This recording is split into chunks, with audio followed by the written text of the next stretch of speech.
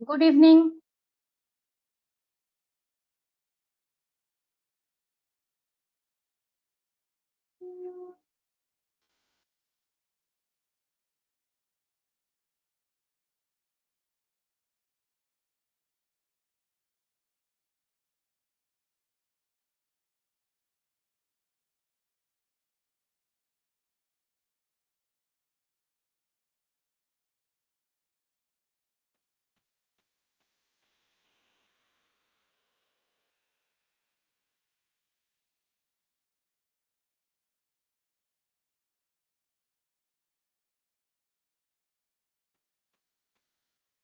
नमस्ते Ram Lakhan.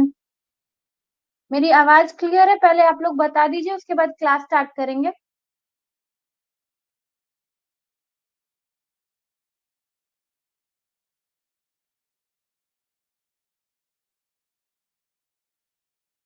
Good evening कविता।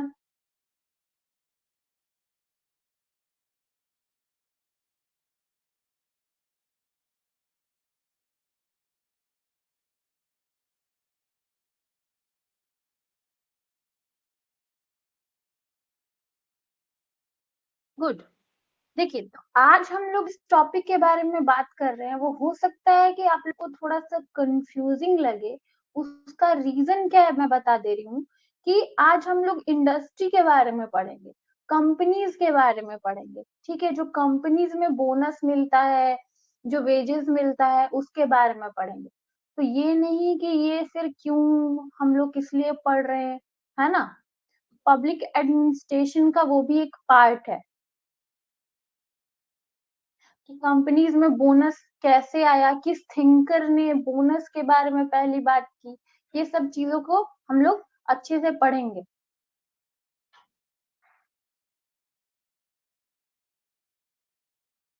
आज हम लोग पढ़ने वाले हैं पब्लिक एडमिनिस्ट्रेशन की थ्योरीज और कॉन्सेप्ट, जिसमें से हम लोग पहले सिग्निफिकेंट मैनेजमेंट थ्योरी पढ़ेंगे और रेशनल चॉइस थ्योरी पढ़ेंगे। दो थ्योरीज हम लोग आज पढ़ेंगे। ठीक है, देखिए। तो साइंटिफिक मैनेजमेंट थ्योरी, वैज्ञानिक प्रबंध, ये किनके द्वारा लाया गया था पहली बार? तो फेडरिक डब्ल्यू टेलर। तो ये नाम याद रखिएगा। और ये क्या कौन थे? तो ये एक इंजीनियर थे। ठीक है,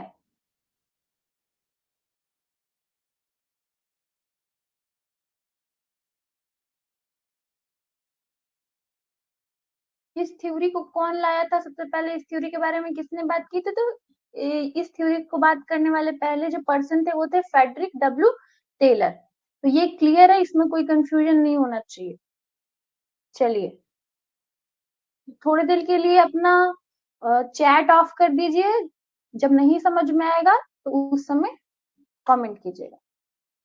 18वीं और 19वीं शताब्दी के प्रबंध में की परंपरागत पद्धति, रूल ऑफ थंब मेथड, 20वीं शताब्दी के औद्योगिक प्रणयाति की समस्या को हल करने में असमर्थ थे। तो 19वीं, सीधे तौर पे अगर समझा जाए तो 19वीं 20वीं सदी में जो भी ट्रेडिशनल मेथड होते थे मैनेजमेंट के, ठीक है, क्योंकि हम लोग पढ़ क्या रहे हैं? मैनेजमेंट पढ़ रहे हैं ना, प्रबंध के बारे में पढ़ रहे हैं कि मैनेजमेंट कैसे किया जाता है।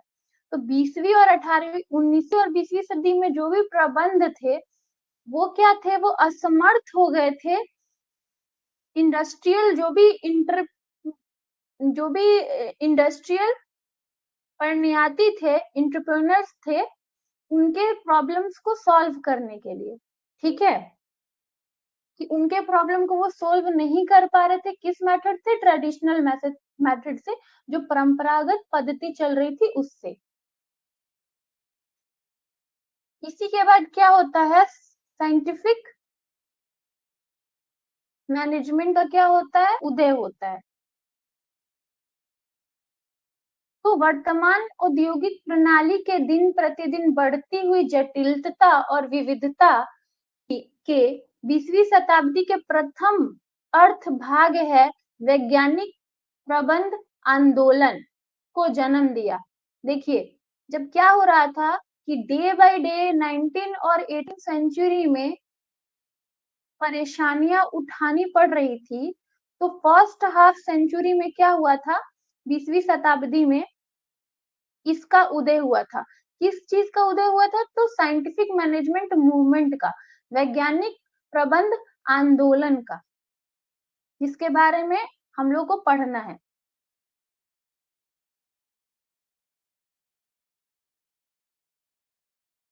अब सबसे पहले हम लोगों ने जान लिया कि वैज्ञानिक प्रबंध के जनक कौन थे, किन्होंने किसने बात की थी इसको पहली बार। अब हम लोग जानेंगे कि वैज्ञानिक प्रबंध का अर्थ क्या होता है और इसकी परिभाषा क्या होती है। ठीक है, डेफिनेशन क्या होती है।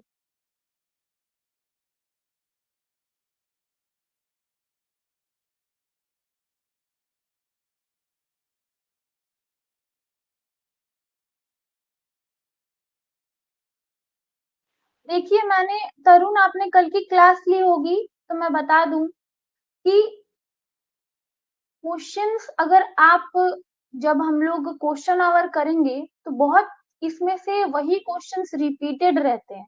तो सबसे पहले तो जब हम प्रीवियस ईयर क्वेश्चंस करेंगे तो हम लोग को पता चल जाएगा कि कौन से क्वेश्चंस रिपीटेड है। और दूसरी चीज ये है कि मैंने कल या परसों की क्लास में मैंने आपको बुक्स बताई हैं। सबसे ज्यादा क्वेश्चन जहां से इसमें से आते हैं वो बुक से आते हैं। ठीक है, कि वैज्ञानिक प्रबंधन के ऊपर किस कौन कौन सी बुक लिखी गई थी। पब्लिक एडमिनिस्ट्रेशन को लेकर कम से कम 20-25 किताबें लिखी गई हैं, प्रशासन के लिए, लोक प्रशासन के लिए। तो सबको आपको एक तो पहले ईयर वाइज याद करना है, उसका नाम याद करना है, दूसरा जो थिंकर्स है उनका नाम याद रखना है, और लास्ट में कहीं कहीं पे आपको बता दिया गया है कि यहाँ से प्रकाशित हुई है, तो आपको वो भी याद रखना है। तो ये कुछ चीजें हैं।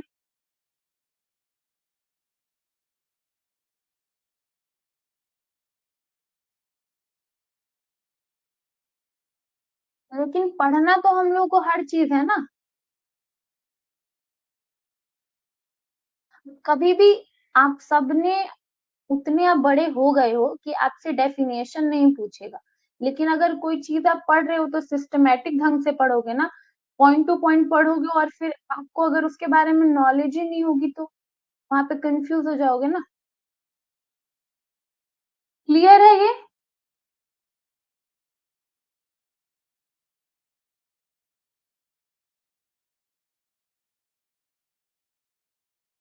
चलिए, तो वैज्ञानिक प्रबंधन का अर्थ क्या होता है ये जानते हैं। तो वैज्ञानिक प्रबंधन दो शब्द के संयोग से बना हुआ है। वैज्ञानिक प्रबंधन, ठीक है, दो शब्द से मिलता है। साइंटिफिक मैनेजमेंट, तो साइंटिफिक अलग चीज हो गया, मैनेजमेंट अलग चीज हो गया। अब इसके बारे में हम जानते हैं।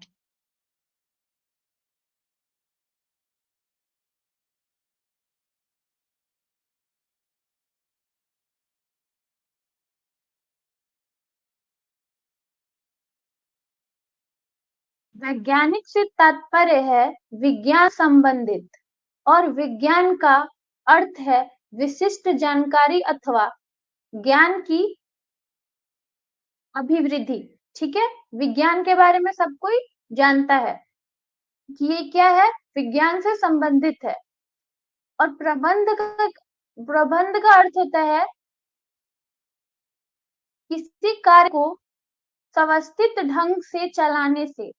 इस प्रकार वैज्ञानिक प्रबंध का अर्थ है विशिष्ट ज्ञान से किसी कार्य को सुव्यवस्थित ढंग से चलाना। इसका मतलब ये है कि किसी भी सिस्टम को, ठीक है, एक सेकेंड,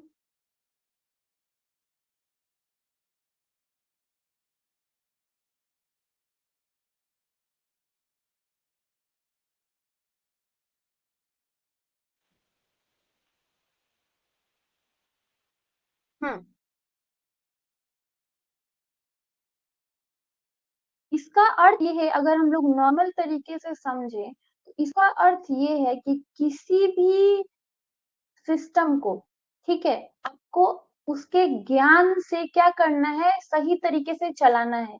क्योंकि आप बताइए, ट्रेडिशनल मेथड भी था, लेकिन जब वो इंडस्ट्री से उतना वर्क नहीं कर पा रहा था रेलिवेंट तरीके से, क्योंकि हम लोगों ने सारी समस्याएं देखी थी।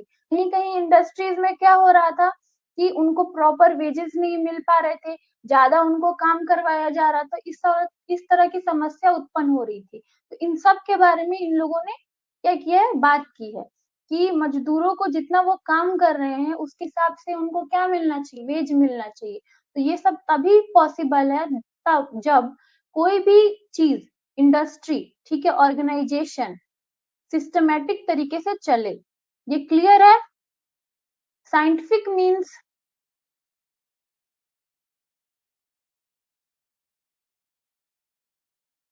बिल्कुल साइंटिफिक। तो देखिए जैसे कि सरकार की बात होती है ना कि सरकार क्या करता है, सिस्टमेटिक तरीके से चलाता है, वैसे ही साइंटिफिक मैनेजमेंट क्या है, इंडस्ट्री से रिलेटेड है कि इंडस्ट्रीज में कैसे कैसे उसको व्यवस्थित ढंग से चलाना है इंडस्ट्री को। क्लियर?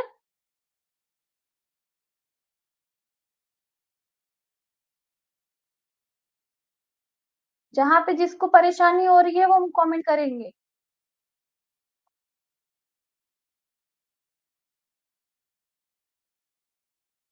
गुड। उसके बाद देखिए, मैंने बताया अब यहाँ पे वीवी आ गया क्योंकि अब थिंकर्स रिलेट कर रहे हैं कि थिंकर्स ने डेफिनेशन क्या दी है।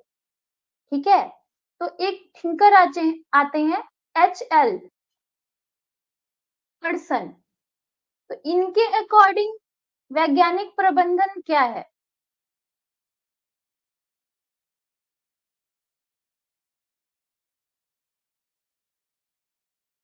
वैज्ञानिक प्रबंधन से आशय ऐसे संगठन तथा प्रणालियों से है जो उद्देश्य युक्त सामूहिक प्रयासों के पूर्ण तथा जिनका निर्माण वैज्ञानिक अनुसंधान और विश्लेषण के आधार पर हुआ हो, न कि मनमाने तौर पर अथवा परंपरागत त्रुटि प्रणाली के आधार पर। इसका क्या अर्थ हुआ?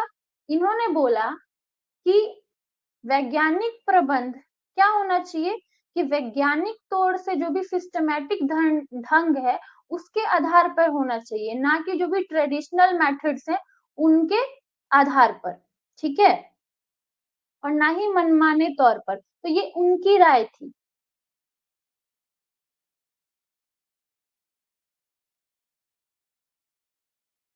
और क्वेश्चंस यहीं से आते हैं।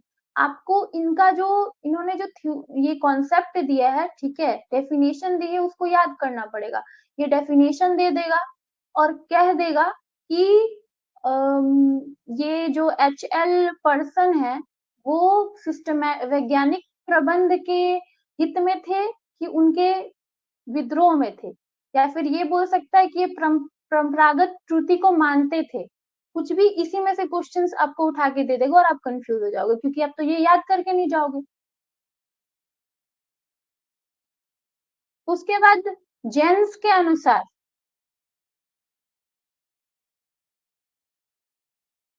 जॉन्स के अनुसार वैज्ञानिक प्रबंध उत्पादन के नियंत्रण एवं विविध में एक न्यू अनुशासन प्राप्त करने के लिए नियमों का एक समूह है। According to Jones, scientific management is a set of rules for achieving new disciplines in the control of method of production। इसमें ये बोल रहा है, इसको हमारी लगा।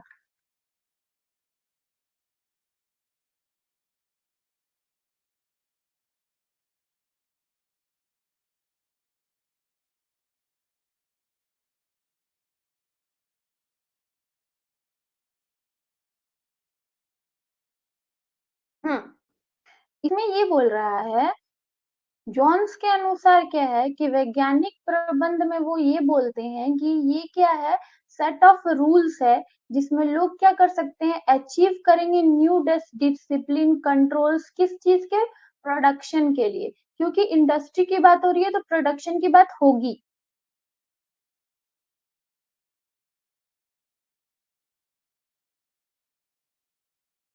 फिर एक थिंकर आते हैं HP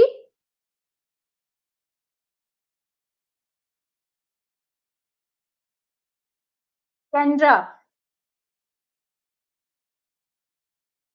इन्होंने क्या बोला कि प्रबंध का कुशलता के आधार पर वर्गीकरण करते हुए निम्न 3 प्रकार के प्रबंध बताए। तो इन्होंने क्या किया है, 3 टाइप्स ऑफ मैनेजमेंट बताए हैं, इसीलिए ये इम्पोर्टेंट है। तो पहला क्या है, अवस्थित, दूसरा व्यवस्थित और तीसरा वैज्ञानिक, जिसको हम लोग पढ़ते हैं साइंटिफिक मैनेजमेंट। तो प्रबंध अलग-अलग प्रकार के होते हैं, एक तो सिस्टमैटिक ढंग होता है, एक अनसिस्टमैटिक ढंग होता है और तीसरा क्या होता है, वैज्ञानिक प्रबंध, जिसमें हम लोग क्या करेंगे कि हम लोगों को क्या करना है, देखिए सीधे ढंग पे अगर बताऊं मैं, तो आपको इंडस्ट्री से रिलेटेड है तो प्रोडक्शन क्या होनी चाहिए, हाई होनी चाहिए, लेकिन साथ में ही आपको क्या करना है, अपने वर्कर्स को भी खुश रखना है, ठीक है, वर्कर्स के भी हित पे बात करनी है और इंडस्ट्री को भी फायदा होना चाहिए, यही ये सिस्टमैटिक मैनेजमेंट बताता है। क्लियर है यहाँ तक?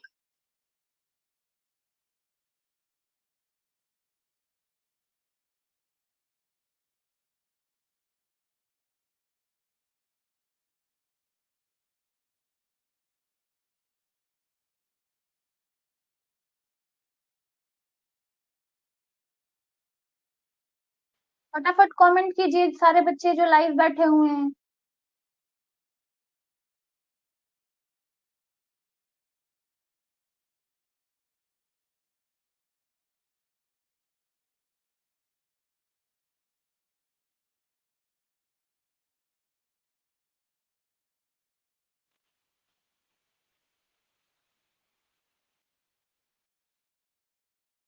गुड।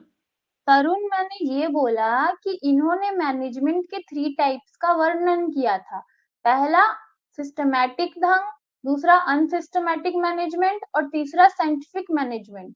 साइंटिफिक मैनेजमेंट के अंदर हम लोग इसी चर्चा पे बात करेंगे कि किस तरह हम लोग किसी भी इंडस्ट्री में प्रोडक्शन हाई कर सके, लेकिन साथ में ही वर्कर्स का भी हित हो, ठीक है, उनके वेजेस टाइम पे मिले, इसका सीधा मतलब है कि वर्कर्स भी खुश रहे और आपका प्रोडक्शन भी हाई हो सके, ठीक है, आप किसी का शोषण करके अपना प्रोडक्शन हाई नहीं कर सकते।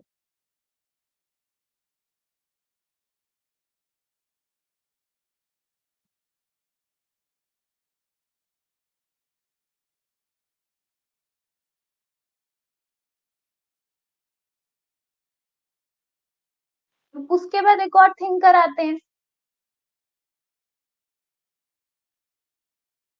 एक इक्यू तेतर, इनके अनुसार में यह जानने की कला कि तुम व्यक्तियों से क्या कराना चाहते हो तथा यह देखना कि वे सबसे उनकी तीर सस्ते ढंग से कार्य करते हैं, वैज्ञानिक प्रबंध कला कहलाता है। The art of knowing what you want to people and do to sing they work towards it most effectively to called scientific management. तो एक तरह से देखिए, इन्होंने बोला कि साइंटिफिक मैनेजमेंट क्या है, तो साइंटिफिक मैनेजमेंट वो है जिसमें आपको पता कि आप किसी भी व्यक्ति से, मान लीजिए कि आपके नीचे 10 लोग काम कर रहे हैं और आपको उससे अपना काम करवाना है, तो आपको पता होना चाहिए कि वो किस तरह से वो काम आसानी से हो जाएगा और जल्दी हो जाएगा। तो अगर कोई बोलता है कि मेरा टाइम पीरियड बढ़ा दीजिए, ठीक है, तो आपको वो भी करना है, तो वो आर्ट आनी चाहिए, आपके पास वो कला होनी चाहिए कि आप पता कर सके कि व्यक्तियों को क्या चाहिए, क्योंकि अंत में व्यक्ति ही आपको काम करके देंगे, आप सारा काम खुद से नहीं कर सकते।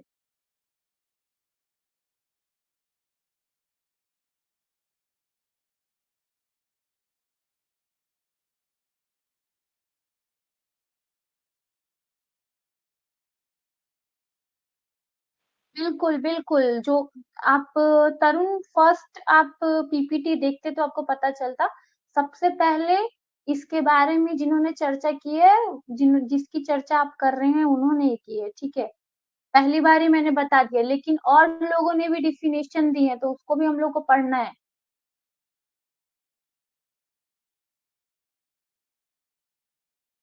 वैज्ञानिक प्रबंधन में आयोजन, अनुसाधन, विश्लेषण, प्रयोग, विवेक आदि बातों का अधिकतम महत्व दिया जाता है। In scientific management maximum important is given things like organisation. Organisation का बात हम लोग इम्पोर्टेंस देते हैं, रिसर्च का देते हैं, एनालिसिस के देते हैं, एक्सपेरिमेंट का देते हैं और डिस्क्रिएशन का देते हैं। इन सब का हम लोगों को महत्व होता है वैज्ञानिक प्रबंधन में। ठीक है,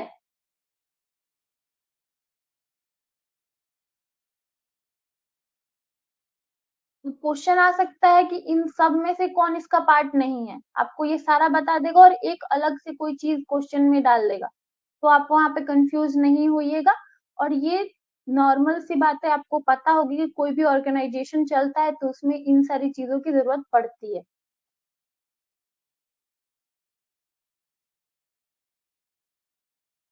वैज्ञानिक प्रबंधन स्पष्टतः प्रबंधन की वैज्ञानिक विधि है जिसके द्वारा साधनों का आदर्शतम सामान्य करके न्यूनतम साथ अधिकतम उत्पादन प्राप्त किया जाता है। Scientific management is clearly a significant method of management through which minimum and maximum production can be achieved in optimum coordination of resource। इसमें ये क्या बोल रहा है?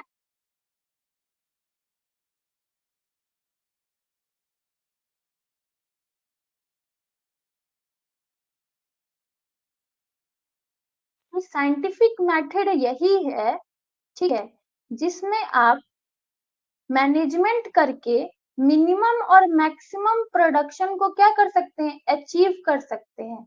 और वो किससे अचीव करेंगे? तो कोऑर्डिनेशंस ऑफ रिसोर्स से। ठीक है, तो ये सब क्या है, आपको मैनेजमेंट आनी चाहिए आपको इंडस्ट्री चलाने के लिए और प्रॉफिट लेने के लिए। ठीक है,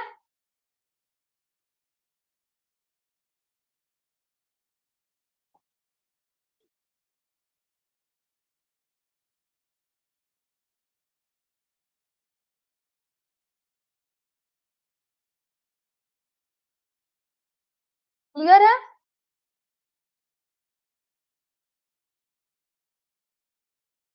गुड।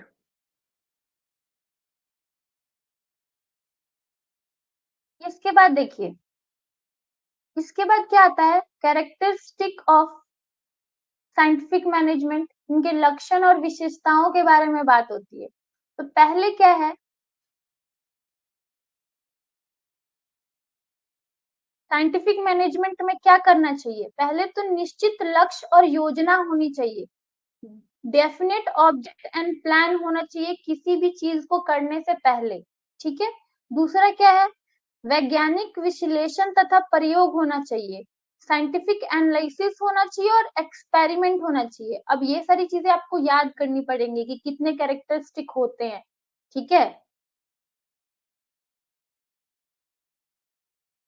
उसके बाद क्या होता है, नियम वाली। आपको कभी भी क्या करना है कि ए सेट ऑफ रूल्स, आपको एक, मान लीजिए कि कोई एक छोटा सा स्कूल चल रहा है, ठीक है, या फिर आप कॉलेज में हैं और कॉलेज में हर टीचर का अपना एक क्या होता है, रूल रेगुलेशन होता है। तो यही बोल रहा है कि ऑर्गेनाइजेशन में भी आप अगर ऑर्गेनाइजेशन को अच्छी तरह से चलाना चाहते हैं तो उसमें भी आपको नियम लगाने पड़ेंगे। दूसरा, उसके बाद चौथा क्या है, वैज्ञानिक कार्यविधि, साइंटिफिक प्रोड्यूस प्रोसीड। इसमें ये बोल रहा है कि आपके पास कार्यविधि भी होनी चाहिए कि कब क्या कैसे करना है। बिल्कुल, जो लोग कंपनी में काम करते हैं उनको भी ये चीज पता होगी और जो नहीं करते हैं उनके आसपास में हम लोग बचपन से यही देखते आ रहे हैं कि कंपनी में कौन कौन कैसे कैसे काम करता है, हर पर्सन को पता होगा, उनके घर में कोई ना कोई होगा, है ना। उसके बाद हम लोग को पैसे से भी पैसा भी इम्पोर्टेंट करता है। मान लीजिए ऑर्गेनाइजेशन चला रहे हैं और आपको पता ही नहीं है कि उस काम के लिए आपको कितना पैसा चाहिए, तो आपको इकोनॉमी भी आपका सही रहना चाहिए, वित्तीयता भी रहनी चाहिए। साथ में 6 नंबर है शोध और निरंतरता, कंटिन्यूटी इन रिसर्च। आप हमेशा उन चीजों पे रिसर्च आपको करना पड़ेगा, तभी तो जाके आपको सही कोई भी चीज प्राप्त होगा ना। उसके बाद क्या है, गतिशील प्रकृति होनी चाहिए, डायनेमिक नेचर होना चाहिए। 8वां क्या है, कार्य क्षमता में वृद्धि होनी चाहिए, हमेशा आप जो भी कार्य करना चाहिए उसमें क्या होनी चाहिए, इंक्रीजमेंट ही आनी चाहिए, और साथ में टीम भावना होनी चाहिए। 9th नंबर इसलिए इम्पोर्टेंट है क्योंकि कोई भी ऑर्गेनाइजेशन में आपको पता होगा, जो भी लोग मैनेजमेंट करके जाते हैं, मैनेजमेंट आप समझते हैं ना, एमबीए करके जाते हैं, मैनेजमेंट की पढ़ाई करके जाते हैं, उनको सबसे पहले चीज यही सिखाई जाती है ना कि टीम में रह के आपको काम करना है, या फिर जब उनका इंटरव्यू होता है तो किसी भी कंपनी में हायर हो तभी करते हैं जब उनको लगता है कि ये बंदा हमारे टीम में काम करने के लिए सही है।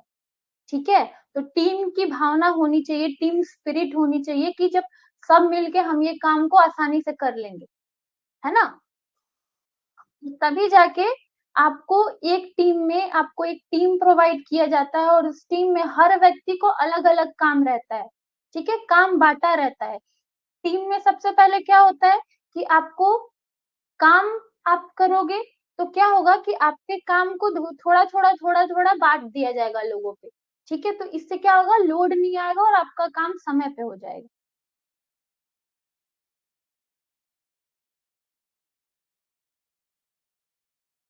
यहाँ तक क्लियर हो गया।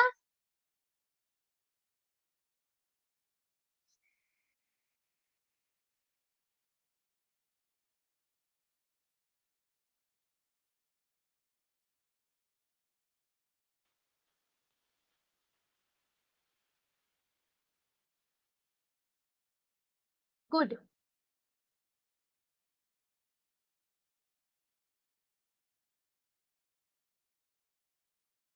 अब देखिए, वैज्ञानिक प्रबंध के मुख्य चिंतक, इनके बारे में हम लोग को पढ़ना है। बहुत सारे चिंतक है जिन्होंने वैज्ञानिक प्रबंधन के बारे में बात की है। तो पहले है फेडरिक टेलर का योगदान, इसके बारे में पढ़ना है। तो ये क्या थे, वैज्ञानिक प्रबंधन का विकास फेडरिक विल एक सेकेंड ना, विंस्लॉ टेलर के नाम के साथ जुड़ा हुआ है। ठीक है, टेलर एक इंजीनियर थे जिस जिसने वैज्ञानिक औद्योगिक प्रबंध की नींव रखी थी। तो ये एक इंजीनियर है, और जितने भी इससे रिलेटेड थिंकर होंगे ना कहीं वो लोग से इंजीनियर ही होंगे।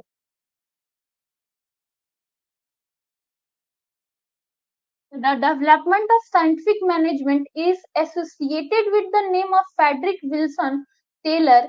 Taylor was an engineer who laid the foundation of scientific industrial management.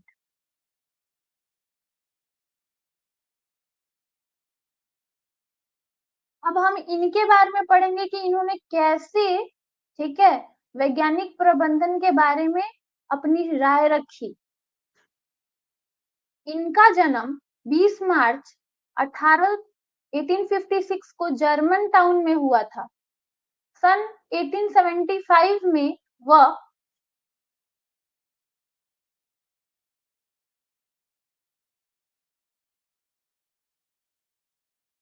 Philadelphia के एक छोटे फर्म में मशीनों तथा उसके कार्य के विषय में प्रशिक्षण के रूप में इनको रखा गया था। ठीक है, तो सोचिए ये बचपन से ही सिर्फ मशीनों के बीच में इन्होंने अपना टाइम बिताया था। ठीक है, और इसी के वजह से इन्होंने इस पद्धति को डेवलप किया था। उसके बाद क्या होता है कि सन 1880 से लेकर 81 के बीच में इनको मिडले स्टीम कंपनी के श्रमिकों के एक समूह को निरीक्षक एवं अगुला नियुक्त किया गया। ठीक है, जो भी लीडर के रूप में और इंस्पेक्टर के रूप में इनको अपॉइंट किया गया था। कब, 1880 से 1881 तक। कहाँ पे, मिडवेल स्टील कंपनी में।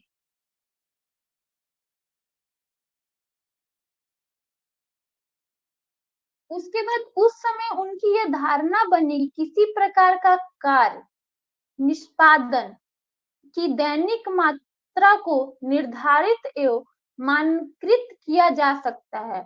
उसकी इस धारणा ने उसके लगातार अनेक प्रयोग करने के लिए प्रोत्साहित किया। अब इन्होंने क्या बोला, at that time his belief was formed that the daily quantity of the type of work performance could be determined and standardized. This belief was encouraged his continuously do many experiment. इन्होंने सीधे तौर पे ये बोला कि अगर आप किसी भी कार्य को, वर्क को, ठीक है, रोज करते हैं सिस्टमैटिक तरीके से, अच्छे क्वांटिटी में, ठीक है, तो आपका जो परफॉर्मेंस है वो डे बाय डे क्या होगा, इंक्रीज होगा। ठीक है, अगर आप किसी भी कार्य को लगातार करते हैं तो आप क्या हो जाएंगे, उसमें माहिर हो जाएंगे, आपको उसकी कला प्राप्त हो जाएगी। तो इसी, जब इनको ये बात पता चली कि उनको अगर वो हमेशा कार्य करते रहेंगे तो उनको एक्सीलेंस मिल जाएगा किसी भी कार्य में, तो उनको इस धारणा ने क्या किया, बहुत ज्यादा प्रोत्साहित किया कि वो आगे भी इस काम को करते रहें। ये क्लियर है?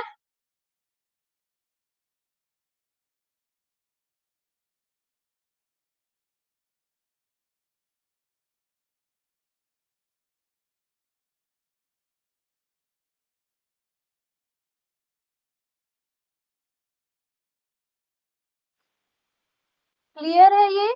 अब देखिए यहाँ पे बहुत सारे वर्ड्स हैं जो थोड़े से कॉम्प्लिकेटेड हैं। अब ये इसलिए हैं क्योंकि ये मैनेजमेंट्स के वर्ड हैं, हम लोग इसमें सिंपल वर्ड्स नहीं ला सकते, ठीक है। हाँ, सिंपल तौर पे मैं इसको समझा दे रही हूँ, बट पढ़ने आपको यही वर्ड्स हैं, ठीक है।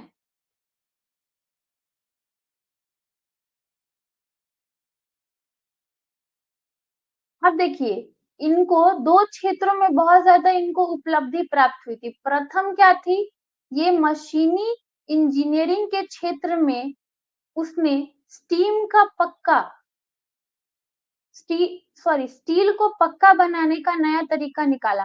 तो फर्स्ट याद रखिएगा, क्योंकि ये स्टील कंपनी में काम करते थे, तो स्टील को इनको कैसे पक्का बनाया जाए, उनका इन्होंने न्यू मेथड निकाला था, ठीक है, पहली बार।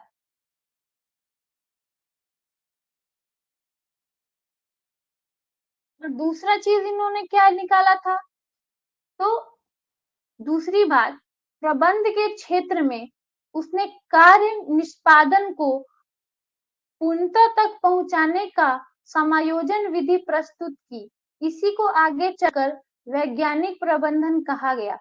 Secondly, in the field of management, he presented the adjustment method to bring the work performance to perfection. This was later called scientific management.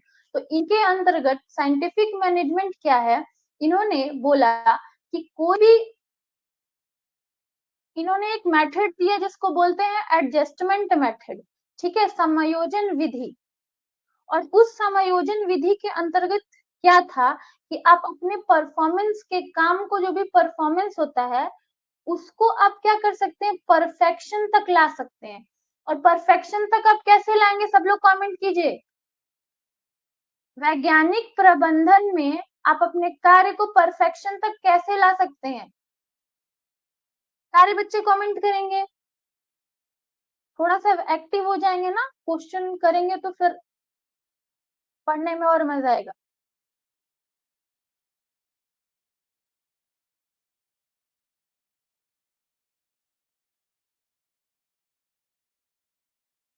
फटाफट कमेंट कीजिए, ज्यादा टाइम नहीं लेंगे। जितने भी बच्चे लाइव में बैठे हुए हैं सारे बताएंगे।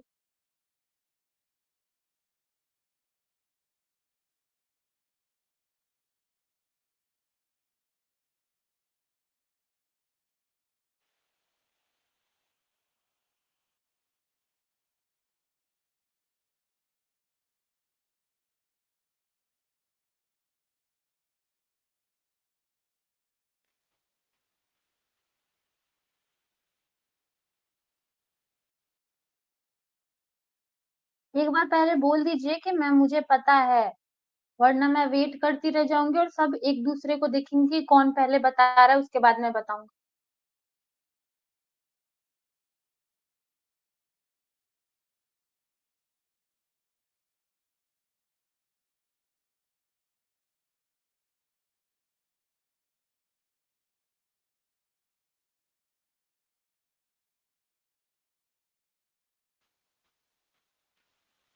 कविता, वी वांट जेआरएफ, तरुण, राम लखन, सब लोग बताइए।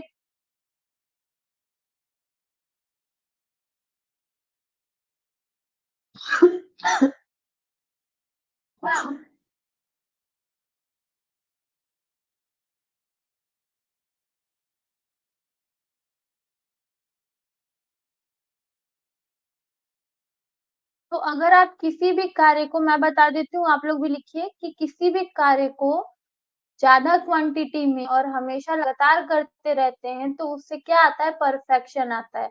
अब ये मैनेजमेंट में भी है और आम जिंदगी में भी ये सेम काम करता है।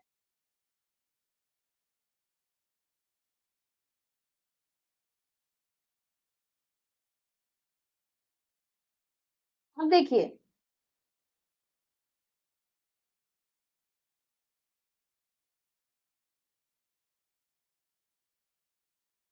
इस कर्म क्रम में उसने समय और,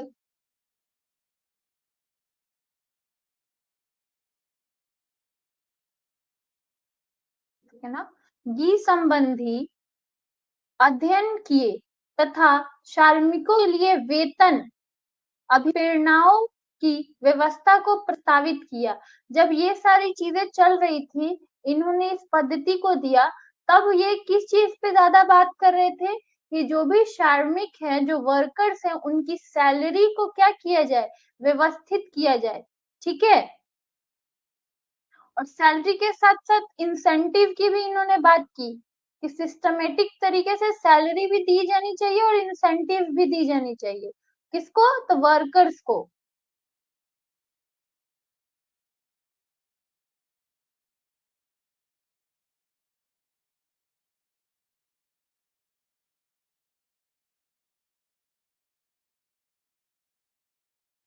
इसी के अंतर्गत इन्होंने बहुत सारी किताबें लिखी। ठीक है, और वो किताबें कौन कौन सी है, थोड़ा सा देख लेते हैं। नोट्स ऑन वेल्टिंग, ठीक है,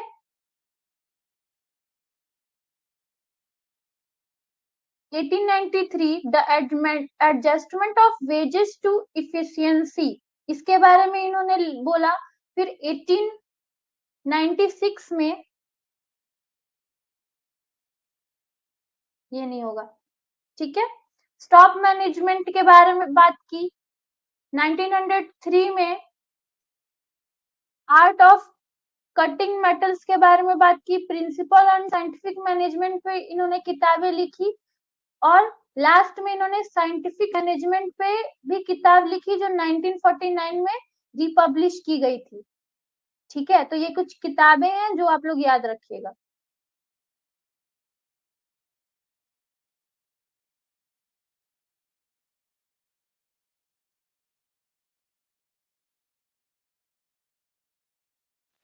अब देखिए, अब इन्होंने वर्कर्स के बारे में बात की। अब इन्होंने टेक्नोलॉजी के बारे में बात की कि टेक्नोलॉजी के दो एलिमेंट्स होते हैं। पहला क्या होता है, एक कार्य तथा उसकी विभिन्न इकाइयों के लिए समुचित समय तथा कार्य की सर्वोच्च विधि खोजना। दूसरा, द्वितीय कार्मिकों तथा प्रबंध के बीच एक नवीन कार्य विभाजन करना। First element, to find the appropriate time and best method to work for the work and its different unit. And second, to create the new division of work between the workers and management. पहली बात इन्होंने ये की है कि हर कार्य को करने के लिए एक बेस्ट मेथड होना चाहिए। ठीक है, और उनको यूनिट्स और यूनिट्स में बांट दिया जाए। ठीक है, और दूसरा चीज उन्होंने क्या बोला कि जो वर्कर्स हैं और मैनेजमेंट के बीच में क्या होना चाहिए, नया नया डिवीजन होना चाहिए। ठीक है, इन्होंने ऐसी भी बात की है कि देखिए, कोई एक वर्कर है जो 8 घंटा काम कर रहा है, तो उसको उसके हिसाब से कार्य देना चाहिए और को उसके हिसाब से उसको वेज देना चाहिए। और कोई वर्कर्स है, अगर वो 5 घंटा काम कर रहा है तो उसको उसके हिसाब से वेज देना चाहिए।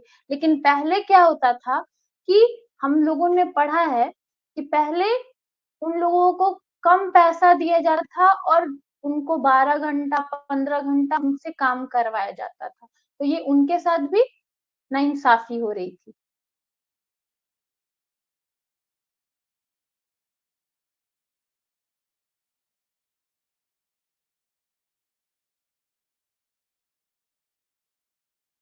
अब देखिए, प्रथम के अनुसार अब मैंने 2 चीजें बता दी, तो उसके अंतर्गत क्या आता है? पहले के अंतर्गत क्या आया? प्रत्येक कार्य के लिए सर्वोत्तम समान साधन, उपकरण, मशीन, प्रविधियां, कार्यप्रवाह तथा तारतम्य जुटाना आवश्यक था। इसीलिए आंकड़े एकत्रित, वर्गीकृत तथा सूचीकृत के अर्धवालियों में रखे गए। देखिए इसमें बोल रहा है according to first it is necessary to collect the best material. कोई भी कार्य करने के लिए आपको तो पहले बेस्ट मटेरियल कलेक्ट करना चाहिए, ठीक है। सामान आपके पास अच्छा होना चाहिए, साधन अच्छा होना चाहिए जिसको हम लोग रिसोर्स बोलते हैं, उपकरण होना चाहिए, इक्विपमेंट्स होने चाहिए, मशीन्स होने चाहिए, टेक्निक्स होने चाहिए, है ना। वर्क फ्लो के बारे में बात किया कि तभी जाके आपके काम पे क्या होगा, कोऑर्डिनेशन बैठ पाएगा। अगर आपके पास सामान ही नहीं होगा तो आप डे बाय डे क्या काम करोगे, क्योंकि आज अगर आप काम करोगे और फिर कल आपका काम रुक जाए, फिर आप परसों काम करोगे, तो ऐसे आपको भी प्रॉफिट नहीं होगा और साथ में लोगों को भी प्रॉफिट नहीं होगा, ठीक है।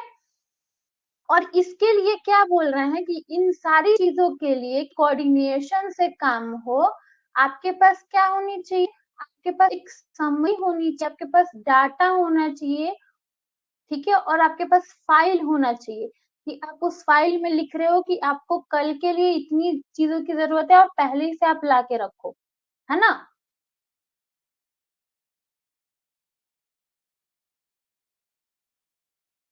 क्लियर है ये?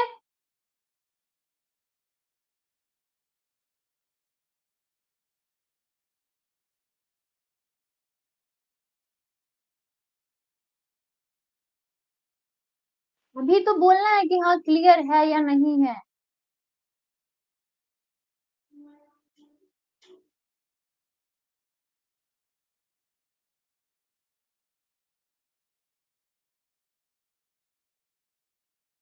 फटाफट कमेंट कीजिए तभी आगे बढ़ेंगे।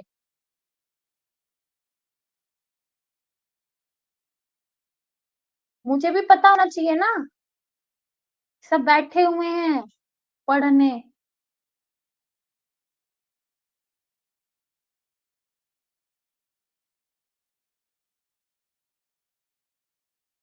चलिए बढ़िया, कोई तो बोल रहा है ना। अब दूसरे में इन्होंने क्या बोला, इन कार्यों को करने से सर्वोत्तम तरीका खोजना। पहले तो बता दिया गया कि कोऑर्डिनेशन चाहिए, के लिए समाज जो सामान है उसको इकट्ठा करना, और सामान इकट्ठा करने से पहले आपको डाटा आपके पास होना कि क्या क्या सामान चाहिए और कब तक ये काम चलेगा। ओके, फर्स्ट में ये था, सिंपल वे में समझा जाए। अब दूसरे में क्या बोल रहा है, दूसरे में ये बोल रहा है कि अब उस कार्य को करने के लिए सबसे अच्छा तरीका हम लोगों के पास होना चाहिए, ठीक है। उसके लिए अब अच्छा तरीका ढूंढना, ठीक है। परिचालन का सर्वोत्तम नियोजन करना, इसका मतलब ये बोल रहा है कि बेस्ट प्लानिंग भी आपको होनी चाहिए कि आप पहले प्लान कर रहे हो, सही समय और स्थान पर कराने का दायित्व वाहन करने और उसे संबंधित सामग्री, सूचना, उपकरण, सुविधा आदि जुटाने का कार्य करता है। इसमें यही चीज बोल रहा है कि सबसे पहले तो आपको क्या होनी चाहिए कि आप कहाँ कार्य करवाने वाले हैं, उसका स्थान और समय कि कब तक कार्य करवाने वाले हैं, ठीक है। साथ में आपको इक्विपमेंट्स देना, तभी जाके आपका कार्य हो पाएगा। और ये चीज कहीं ना कहीं हर चीज रेलिवेंट है, ये ना कि मैनेजमेंट ना कि ऑर्गेनाइजेशन। अगर आप एक घर बना रहे हो, उसमें भी अगर आप वर्कर्स बुला रहे हो तो आपको हर चीज वर्कर्स जाके नहीं लेके आता है, ठीक है। जिसको भी घर बनाना है वो खुद से सारे सामान को मंगवाता है और वर्कर्स को देता है। वो खुद बताता है कि इतना से इतना बजे तक आप काम कीजिए, तो जाके मेरा घर बन पाएगा इतने समय में, है ना।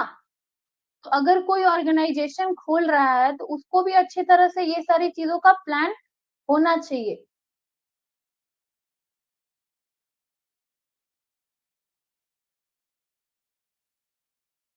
अब देखिए, मूलतः उत्पादन में वृद्धि का आधार श्रमिकों द्वारा अधिक उत्पादन कराना न होकर श्रमिकों और मशीनों के समय के अपव्यय को रोकना तथा उसमें समुचित समय उत्पन्न करना। इसमें बोल रहा है this basic is increase the production was not make more production by workers but prevalent wastage of time of workers and machines to create proper coordination between them।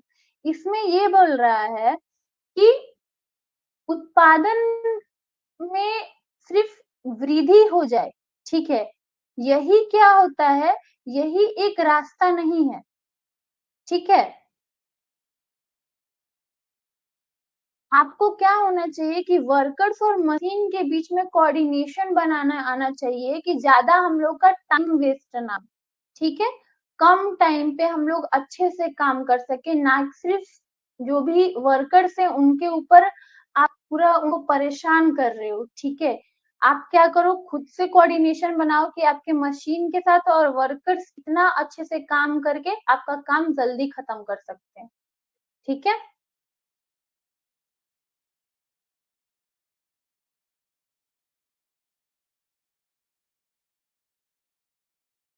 Taylor के अनुसार अच्छे प्रबंध में उन सभी तत्वों को सम्मिलित किया जाना चाहिए जिसमें नियोजन तथा नियुक्ति दोनों की समृद्ध हो और उनमें मतभेद तथा संघर्ष ना हो।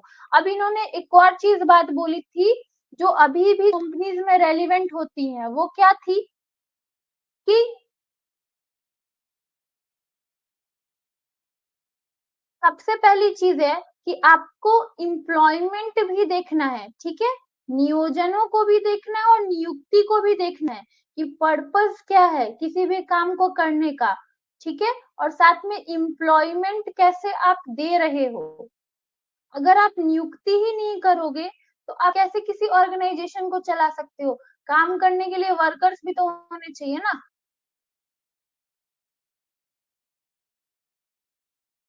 एक तरह से बोल सकते हैं कि जितने कंपनीज में लोग जाते हैं और काम करते हैं वो इसी के अंतर्गत करते हैं ना। किसी भी कंपनी के पास पूरा ब्यौरा होता है कि वो कितने वर्कर्स को काम दे रहा है, कितने वर्कर्स का नियुक्ति कर रहा है, और कभी भी इन दोनों में नियोजन और नियुक्ति में कभी भी संघर्ष नहीं होना चाहिए।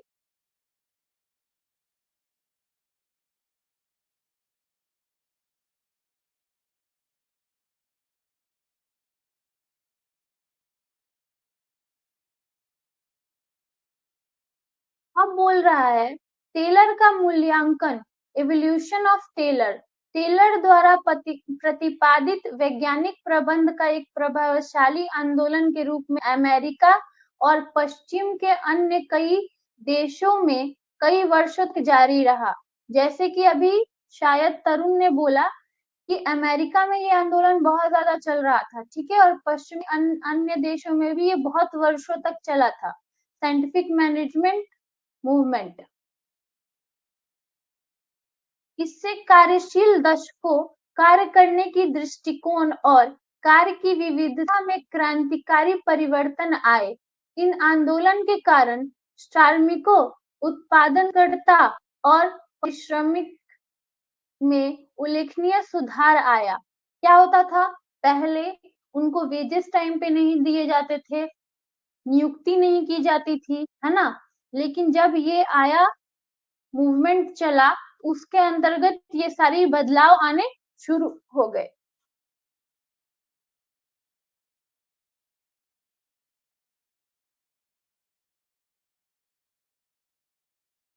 क्लियर। देखिए, टेलर के बाद टेलर के अनुयायियों ने टेलर के विचार तथा सिद्धांतों को आगे बढ़ाया। उनके अनुयायियों और उनकी विचारधारा के मुख्य योगदानकर्ता में हेनरी गेंट, फ्रेक गिलनेट एंड लिलियन गिलब्रेथ और हैरिंगटन इमर्सन है, ठीक है, इन सब का नाम याद रखिएगा। ये इनके क्या थे? अनुयायी थे।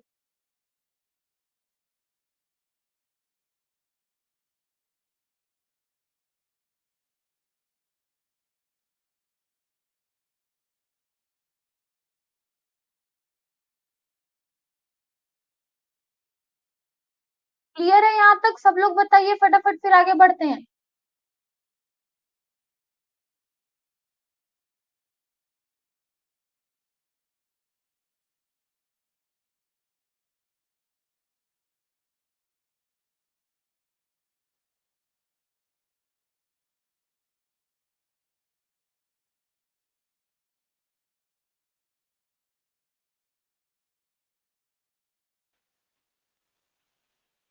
उसके बाद हेनरी फ्यूल आते हैं, और हेनरी फ्यूल का क्या योगदान रहा है साइंटिफिक मैनेजमेंट में, इसकी बात करते हैं।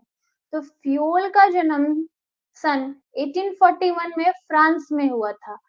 उसने इंजीनियरिंग की डिग्री प्राप्त की और कोयले के उद्योग में वह सामान्य प्रबंधक के पद पर पदोन्नत किए गए।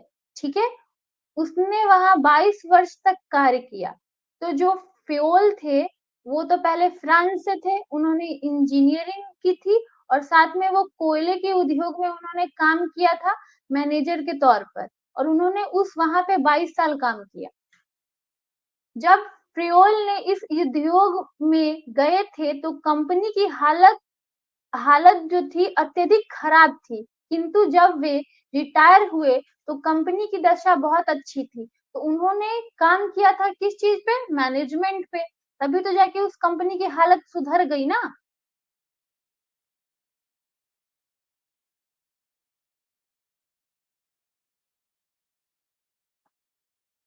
उसके बाद देखिए, तो फ्योल ने अपने अनुभव के आधार पर जनरल एंड इंडस्ट्रियल मैनेजमेंट नामक पुस्तक की रचना की, और ये बहुत इंपॉर्टेंट है। और ये कब प्रकाशित हुई थी? 1916 में। इस पुस्तक में फ्योल ने इस बात पर जोर दिया कि प्रबंधन का कार्य भी प्रभाविधि प्रक्रिया के रूप में स्वीकार किया जाना चाहिए। टेक्निकल प्रोसेस को इन्होंने एक्सेप्ट किया था। ठीक है, कि किसी भी इंडस्ट्रीज में मैनेजमेंट के लिए टेक्निकल प्रोसेस होना चाहिए।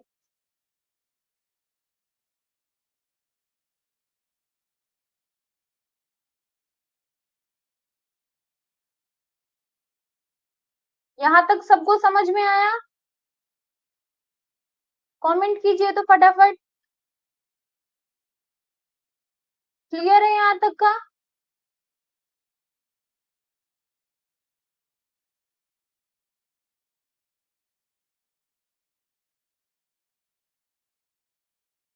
ठीक है, अब बस 2-3 और स्लाइड है, उसके बाद हम लोग कल पढ़ेंगे। हेनरी एल एंड गेंट का योगदान क्या था?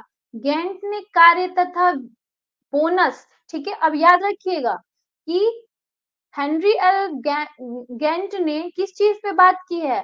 तो काम पे और बोनस पे बात की है। तो बोनस पे चर्चा करने वाले, बोनस का सिद्धांत देने वाले कौन थे? Henry L Gantt. आगे चलकर यही सिद्धांत अधिकांश उत्प्रेरणात्मक योजनाओं के आधारशिलता सिद्ध हुआ। गेंट ने यह योजना भी रखी कि यदि कोई कर्मचारी 4 घंटे के काम को 3 घंटे में ही निपटा लेता है तो उसे वेतन 4 घंटे का ही मिलना चाहिए, और वह 1 घंटे में कुछ अतिरिक्त काम करके अधिक परिश्रम कमा सकता है। ठीक है, इसमें उन्होंने बोनस की बात की है, और बोनस भी क्या बोला है कि अगर कोई व्यक्ति अपने 4 घंटे को काम को 3 घंटे में ही निपटा लेता है तो उसने तो अपना काम पूरा किया है, तो उसको जो वेज है वो 4 घंटे का ही मिलना चाहिए। और साथ में ही उसका जो 1 घंटा बचा है उसमें वो अगर काम करता है तो उसको क्या होगा? वो बोनस के तरीके से अधिक, जब अधिक कार्य करेगा तो उसको एक्स्ट्रा वर्क के लिए उतना पैसा उसको प्रदान किया जाएगा। और ये कहीं ना कहीं अभी भी बहुत सारे कंपनीज में होता है, अगर आप आवर के हिसाब से उनको पैसा दिया जाता है।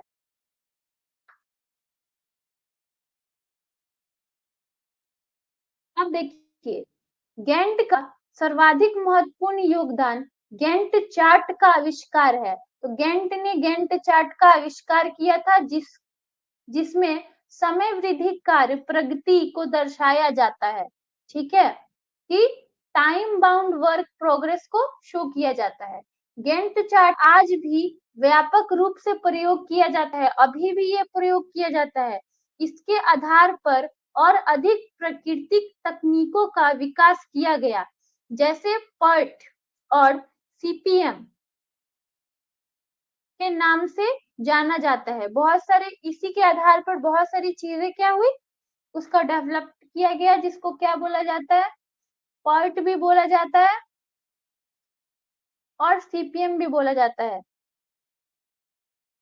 Critical path method.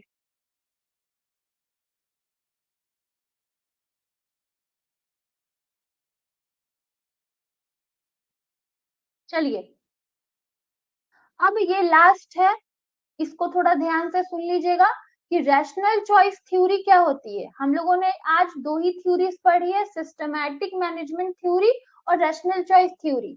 अब ये क्या होता है, सार्वजनिक प्रशासन में तार्किक चयन सिद्धांत के अनुसार लोग सरकारी काम में अपने हित को ध्यान में रखकर निर्णय लेते हैं। वे अपने लाभ और नुकसान का विचार करके काम करते हैं। According to rational choice theory of public administration, people take decision to keep in mind their own interest in government work. They work considering their profit and loss. इसमें ये बोल रहा है कि कोई भी वर्कर, ठीक है, सरकारी काम करता है, लेकिन वो अपने दिमाग में क्या करता है, अपना फायदा और नुकसान भी रखता है। उसके पास ये डिसीजन होता है, वो तभी डिसीजन लेता है जब उसको लगता है कि इस काम में मुझे क्या है, फायदा है, और इस काम में मुझे नुकसान है। ठीक है, तो इसी को क्या कहते हैं, रैशनल चॉइस ऑफ थ्योरी बोलते हैं, कि अपना चॉइस हो किसी भी इंसान के पास। क्लियर है ये?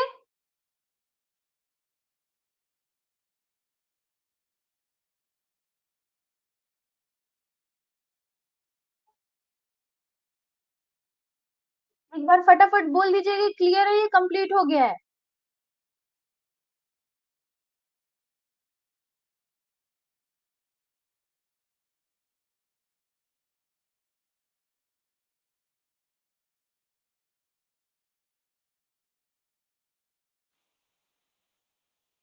कल हम कुछ थ्योरीज को पढ़ेंगे, ठीक है, जिसमें अधिकतर थ्योरीज हम लोग ऑलरेडी कवर कर चुके हैं। ठीक है, तो उसके बारे में थोड़ा सा पढ़ेंगे। न्यू पब्लिक एडमिनिस्ट्रेशन के बारे में मैंने बताया था, एनपीएम के बारे में मैंने बताया था, एन ठीक है, तो ये सब हम लोग पढ़ चुके हैं, लेकिन फिर से इनकी थ्योरीज और कॉन्सेप्ट को पढ़ना है, तो थोड़ा बहुत जो भी एक्स्ट्रा चीजें होंगी मैं क्लियर कर दूंगी। चलिए, अब सबको शुभ रात्रि, गुड नाइट।